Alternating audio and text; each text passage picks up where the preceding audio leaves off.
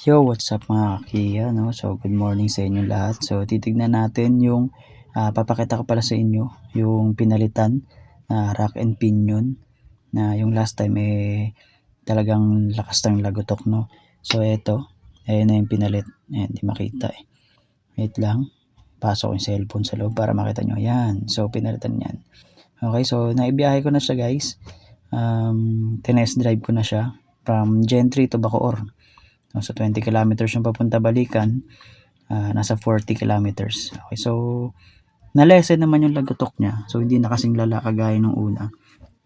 Although meron pa rin talagang maliit, mga konting langit-ngit ganyan. Syempre old car eh. Okay, so next project natin, papalitan natin tong mudguard na to. Okay, yung itsura niya no, 'di ba? So pag tinignan mo siya sa likod, 'di ba, parang pangit tignan.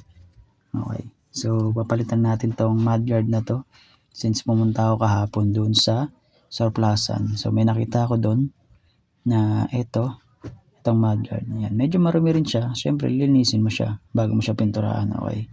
So dito yan. So ganyan ang itsura niyan. Yan. Pag nilagay mo dyan. So lilinisin muna natin. And then ipaplat natin siya.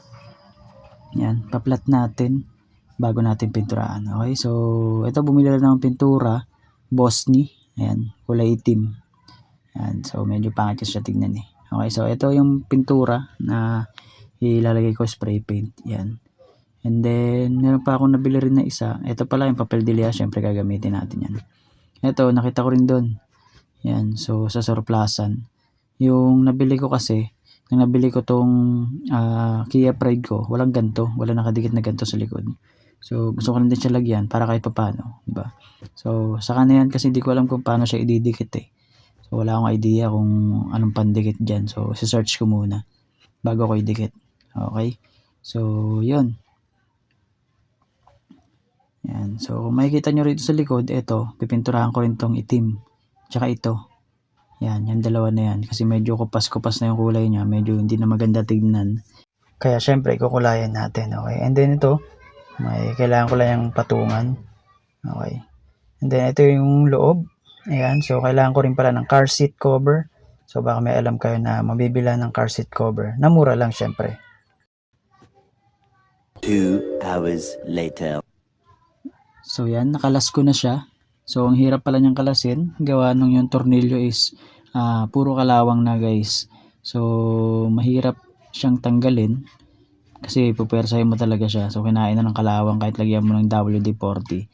Yan, so nagkanda putol-putol na siya. Ayan, so may naisalba akong dalawa.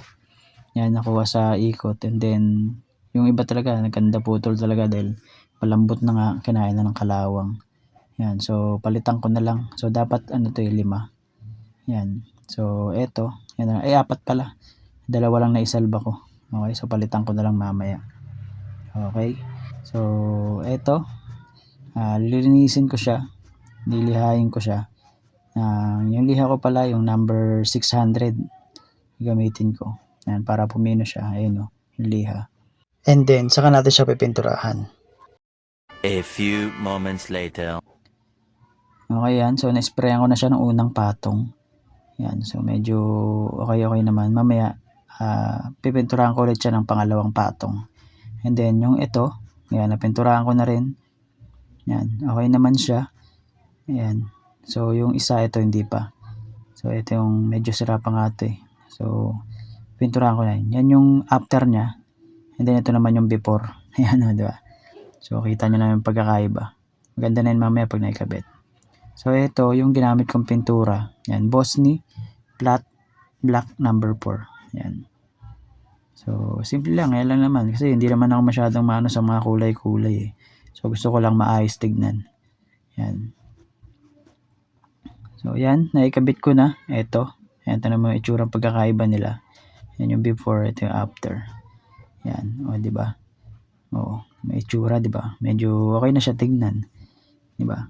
So, yung mga gantong kasimpleng bagay, tayo na lang gagawa. And then, yung ito, maghahanap lang ako ng pang-cover dyan para hindi naman siya kitang ganyang itsura niya, diba?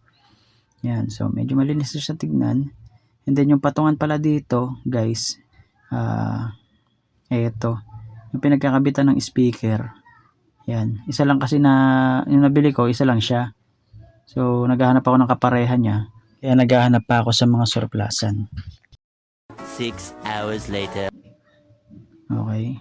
So ayan, naikabit ko na siya guys. Yan, o, di ba? Ang laki ng pagkakaiba nung kanina, di ba? Sira-sira kasi yung nandiyan kanina, o, di ba? So okay na siya ngayon. So okay na siya tignan, di ba? Okay, so eto. Yan. Yan din. Nagsabay-sabay ko na kaninang pinturahan yan. Ayan. Di ba? Pagdating sa mga ganito guys, mas okay na tayo nila yung gagawa. So pagdating naman sa mga medyo mahirap na kagaya ng sa loob ng mga makina, yan, sa mga mekaniko na natin paubaya. So para kahit papaano napapaganda natin yung paunti-unti.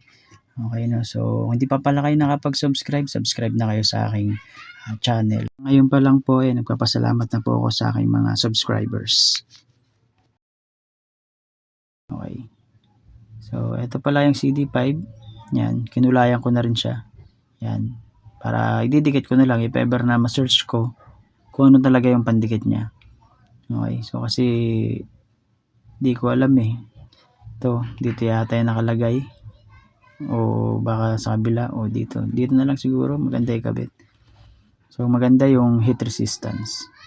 So that's all for today po. Maraming salamat po sa mga nanood, no. So see you on the next video po. So asahan niyo po, magagawa pa po ako ng mga ibang video patungkol po sa aking Kia Pride kapag may new project tayo or meron tayong mga bagong ilalagay. So asahan niyo po na ipopost ko po ito dito para po mapanood din po ng ating mga kakia. So yun lang po. Maraming salamat po.